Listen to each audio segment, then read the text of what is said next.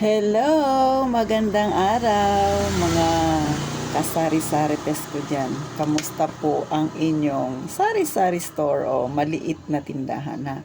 Sa akin naman kahit papano, ito maganda naman ang itinatakbo. Kahit medyo mahirap kasi syempre ang mga nanay ngayon, karamihan nagtitipid. Kasi nga sila ay may mga estudyante na, o di ba? So, ngayon, ang topic natin, alin ba ang mas mainam, ha? Yung may trabaho ka o may negosyo ka?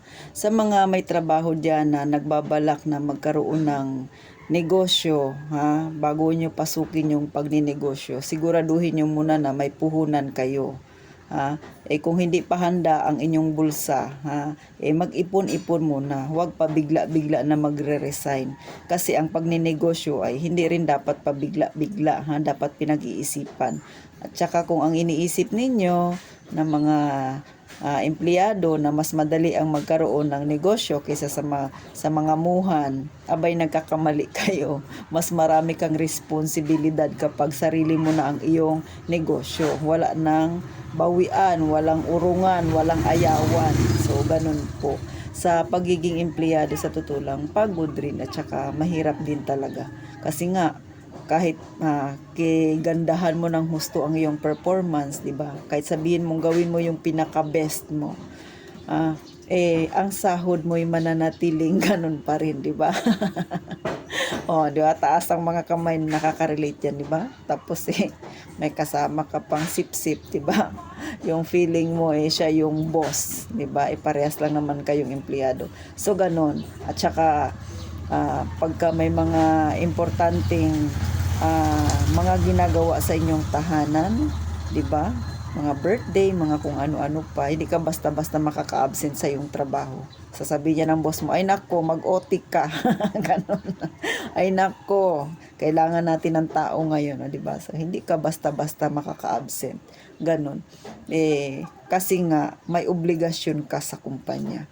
So, hindi katulad ng may sarili kang negosyo, sarili mo talaga. Gusto mo magsara, magsara ka. Gusto mo magpahinga, magpahinga ka. Pero, may mga consequences naman yan, di ba? Bakit? Magpahinga ka kung ang negosyo mo kapareha sa akin, maliit na tindahan, magbusara ka, di wala kang kita, ganun. O, di ba? So, nanghihinayang ka. Ako sa totoo lang, mga kasari-sarites, no? Hindi uso sa akin yung salitang rest day, di ba? O kaya yung salitang magsasara ako kasi masakit ang ulo ko. Hindi yun uso sa akin. Sa totoo lang, kahit na masama ang pakiramdam ko, masakit ang ulo ko, lahat na, di ba? May nararamdaman ka. Pero ang buhay ay tuloy lang, magbubukas ka pa rin. Ako ganun. Hindi ko lang alam sa inyo ha kung ganun din kayo. So ganun ako. Kasi nga itong tindahan ko, ito na siya. Tapos sa likod nito, yan na yung aking kwarto. Kaya kung magpapahinga ako, dyan lang din naman ako. Di magbukas na ako ng tindahan. Taas ang mga kamay, na ganyan din ang kanilang tindahan, di ba? Kasama na ang bahay. Ang kaibahan ko lang po, ako ay single mother, pero ang aking anak ay binata na. Hindi na siya dito sa akin nakatira. So ako lang mag-isa dito sa aking bahay. Kaya hindi uso sa akin ang magsara. Sa totoo lang, kahit wala na akong pinapaaral, wala na akong masyadong ginagastusan, nanghihinayang pa rin ako na magsara. Bakit? Syempre, ang karamihan ng ating paninda, may mga expiration yan. Magsasara-sara ka dyan, di ba? Ay, kung di yan mabinta, mag-expired yan, mabutan ng expiration, di bawas yun sa puhunan mo. Di ba? Ako hinayang na hinayang, kahit na piso yan. Alam niyo, sa totoo lang, hindi ko lang alam kung gawain nyo rin itong mga kasari-sari, yung naglalakad ka tapos makakakita ka ng piso. Ako dinadampot ko yan kahit 25, di ba? Sino ang nakaka-relate diyan? Kasi sa totoo lang, para sa akin, mahalaga kahit na 25 yan, kahit na piso yan. Hindi, ikaw ba, pag bibili ka sa palengke, kulang ang pera mo na, o kaya sa mall, kulang ang pera mo ng piso, pagbibilhan ka, di ba? Hindi, ganon din ako. Mahalaga sa akin ang piso, kaya hindi uso sa akin ang pahinga-pahinga. Kaya, sa totoo lang, kung ikaw ay may negosyo, mas nakakapagod ikumpara mo sa ikaw ay nagtatrabaho. Pero ito ay pansariling opinion ko lang. Ayon ito sa aking naranasan kasi bago ako nagkatindahan, ako ay empleyado rin. At sa mahabang panahon ako ay naging empleyado. parang halos lahat na yata ng trabaho napasok ko kasi nga bago pa ako naging single mother, may trabaho na rin ako noon kahit nagsasama pa kami ng asawa ko. Sa totoo lang, hindi ako yung babae na kontento na lang na binibigyan ng pera ng lalaki, hindi. Kahit na may trabaho na ng asawa ko, ako ay may sarili ring sideline. Bakit? Alam nyo na, di ba? Pag ikaw ay babaeng mahilig mag-sideline, ayaw mo na umaasa ka. So, ganun po ako. Dami na akong napasukan. Naging gas tender ako sa yung tagalagay ng gasolina sa mga sasakyan. Yan, napasok ko yan. Tapos nakatry din akong maging manicurista. Tapos yung nagmamasahe, masakit sa mga daliri. Sa totoo lang, pagod po talaga. Marami pa akong napasukan, at ang pinakahuli kong napasukan at doon din ako nagtagal ng halos 10 taon pagiging gwardiya. So, kaya masasabi ko na mas nakakapagod ang may tindahan at saka kumpara mo sa empleyado. Kasi yung empleyado may oras ka lang. Katulad sa gwardiya 12 oras talaga yung nadudutihan ko. So 12 oras, pero sa totoo lang hindi lang 12 oras kasi yung preparation mo pa mahaba din. Pero kung ikukumpara mo sa negosyo, mas mahaba ang preparation ko pag may negosyo ako. Minsan nakahiga ka na lang, nag-aisip ka paano ba yung bilihin mo na hindi mo na ilista. O, di ba? Tapos kinabukasan, ano ba yung magandang isa-sideline mo? Di ba? Totoo yan kapag may negosyo ka. Gabi na lang, minsan nagigising ka sa madaling araw, hindi ka na makatulog, isip ka na naman, ano kaya maganda ngayon na gagawin na para mabenta ang aking paninda, di ba? Kayo ba mga kasari-sari ganyan din? Totoo yun, mas nakakapagod. Kaya kayo na mga nagtatrabaho at nag-iisip na magnegosyo, pag-isipan nyo mo ng maigi, hindi lang yung basta gaya-gaya ka lang, hindi dapat nasa puso mo. Kasi mahirap ang magbitaw ka bigla sa trabaho mo, tapos wala ka pang sapat na kaalaman sa negosyong papasukin mo, baka bumalik ka sa pagiging empleyado. Ito naman ay opinion ko lang, pero kadalasan ganun ang mangyayari. Kung hindi mo pa kabisado ang isang bagay na papasukin mo, huwag kang pabigla-bigla. Kailangan magsaliksik ng maigi, pag-isipang maigi, di ba? At saka yung mga darating na problema, kailangan kung may plan A ka, may plan B, may plan C. Hanggat maaari nga, hanggang plan E meron ka. Kasi hindi mo masasabi kung yung papasukin mo bang negosyo magtatagumpay.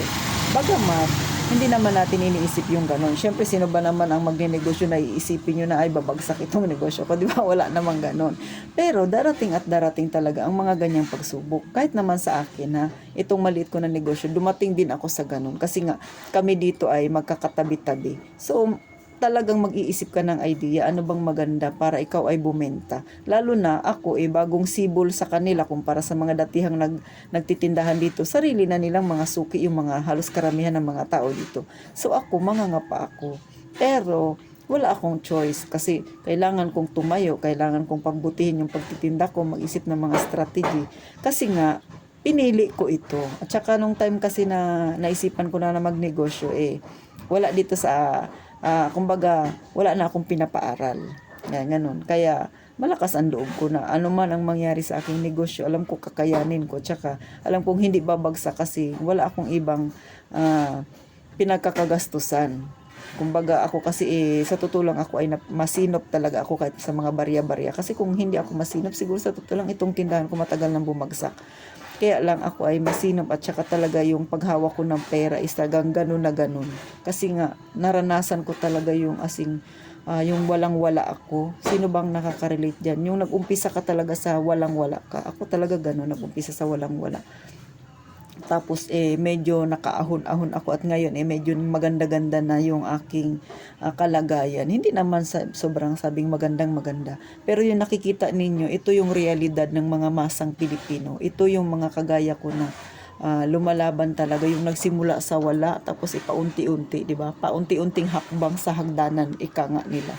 So, ganun. Hindi pa man ako nakarating doon sa pinaka-top ng hagdanan. Pero masasabi kong nasa sobra na ako ng kalahati.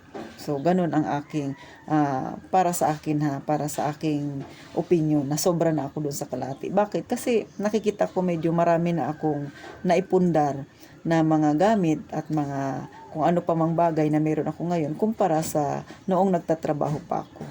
Ganun. Kaya, ito ang payo ko sa mga may trabaho dyan na nag-iisip na magtindahan. Pag-isipang mabuti, kailangan meron kang backup at saka emergency fund. Pangalawa, handa na ba yung bulsa mo? Ihanda mo rin ang puso mo, ang isip mo, at saka hindi lang ang isip, ang katawan mo sa pagpasok mo sa negosyo. Kumbaga, pati yung feelings. Kasi, syempre, ang pagninegosyo hindi lang yan yung nag-isip ka, hindi lang ganun. May nagsuggest sa'yo, hindi ganun. Kasi makakatanggap ka rin minsan ng mga critics, ganun, di ba? Kahit sabihin mo, maliit lang negosyo, makakatanggap ka, marami kang maririnig. Kaya ihanda mo pati yung emotion mo. So, ganun po, tatagan mo ang kalooban mo. At kung may tindahan ka naman, mas lalo ka pang magpakatatag, mag-isip pa ng mga ibang ideas na makakatulong sa'yo. O di ba? Hindi katulad ng empleyado, pag nainis ka, pag inis-inis ka lang, di ba, hindi ka papasok. Tapos bukas papasok ka, nalipas. Sa negosyo, hindi ganon. Hindi pwedeng ningas kugon ka.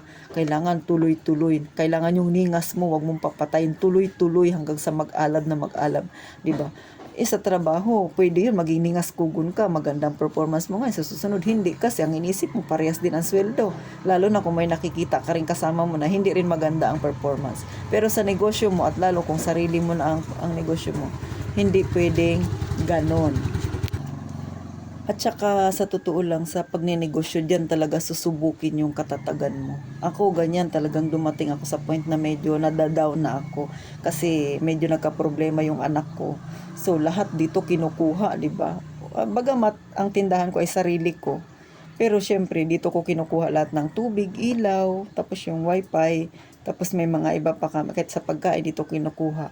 Tapos nagkaroon ng problema, okay yung ganun, kaya ko siyang i-handle. Ang masaklap kasi doon, pag nagkaroon ka ng problema, tapos dito mo rin kukunin sa tindahan mo. O diba? So, kailangan pati yung emosyon mo, ihahanda mo talaga. Kailangan magaling kang humawak ng negosyo sa totoo lang. Ganun yung aking maipapayo. Bagamat maliit lang ang negosyo ko, pero syempre, ang negosyo saan ba, yung malalaking negosyo saan ba nag-umpisa, di ba sa maliliit din. Kaya ako, talagang inilalaban ko ang aking negosyo kasi ayoko nang bumalik sa pagiging empleyado. Kasi naranasan ko na ilang taon akong naging empleyado. And ang edad ko ngayon nasa 43 na ako. So, kalahati ng buhay ko ay empleyado ako. Ganun po ako katagal na naging empleyado bago ako nagkaroon ng sariling negosyo. So, kaya ramdam ko, tsaka alam ko kung gaano kahirap maging empleyado. Pero ngayon na may negosyo ako, mas mahirap pala. Pero, nag-i-enjoy ako. Kasi nga, ito yung pinili ko, masaya ako dito. Kasi, ito na yung mundo ko, tsaka walang nagdidikta sa akin. 'Di ba? Talagang ako yung sariling gumagawa. At tsaka, pag ikaw ay may negosyo, kailangan may kusa ka sa sarili mo. Hindi mo kailangan utusan. Hindi katulad pag empleyado ka, pag hindi ka gagawa, uutusan ka. O di ba? Okay lang yung ganon. Minsan, tinatamad-tamad ka, okay lang. Ituloy ang sahod. Sa negosyo mo, hindi pwede yung ganon. Kailangan pag sumikapan mo para mapaunlad mo ang iyong negosyo. So, ganun po ang aking ginagawa. So, sana ay nakapagbigay ako ng tips sa mga empleyado dyan na gustong magkaroon ng sariling negosyo. At sa mga may negosyo naman, magkaroon ako ng makapagbigay kalakasan sa kalooban ninyo, lalo na yung medyo nadadown na sa kanilang negosyo, di ba? O, kayo pa ba, ngayon pa ba kayo susuko na meron na kayong negosyo? Ngayon nyo pa ba iisiping bumalik ulit sa umpisa? O, wag. Tuloy-tuloy lang natin ang ating laban, mga kasari-sarites, ha? Kasi nandito na tayo, ha? Isang hakbang ulit pasulong. Wag paurong, panay pasulong, ha? So, salamat sa inyong panunood, mga kasari. Sana ay yung iba dyan, inapayuhan ko sa medyo napaglulubag ko yung kalooban ninyo sa medyo nabibigatan na, ha? Ilaban nyo lang. At sa mga wala pang negosyo na gustong magkaroon ng idea, sana makapagbigay ito sa inyo ng kalinawan, ha? Basta ituloy nyo lang.